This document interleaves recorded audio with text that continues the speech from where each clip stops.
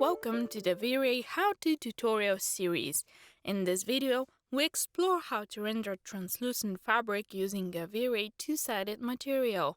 Let's start by creating a V-Ray material for the front side of the fabric. We can start an IPR render to see the changes updated immediately. We'll call this material front side. Then, assign the front material to the geometry to see how it looks. Create a file texture and load the fabric image. Connect the texture to the diffuse slot of the front side material. The fabric pattern seems too big, so let's make the pattern denser by setting the repeat UV to 8. We can add some reflectivity by setting the reflection color to light gray. Reduce the reflection glossiness to about 0.7 to blur the reflections. Unlock and decrease the Fresnel IOR from the default 1.6 to 1.3 to reduce the strength of the front material's Fresnel reflection. Leave the rest of the parameters as they are. Their default values are good enough.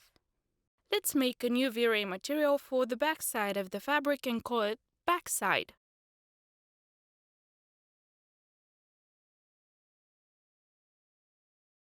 Assign the backside material to the object. Add a file texture with the backside fabric image and link it to the back material's diffuse slot.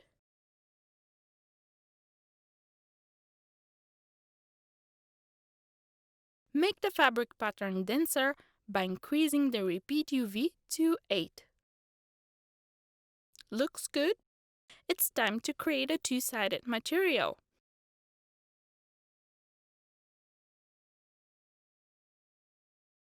Assign it to the object.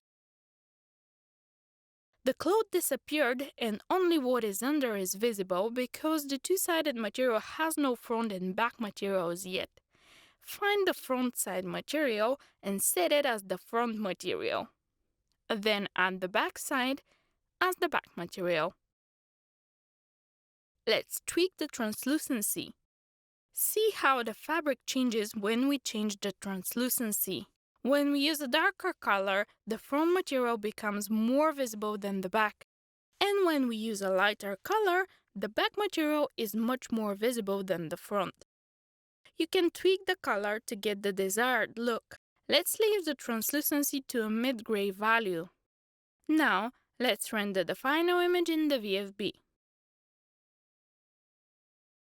Thank you for watching how to make translucent fabric with V-Ray for Maya.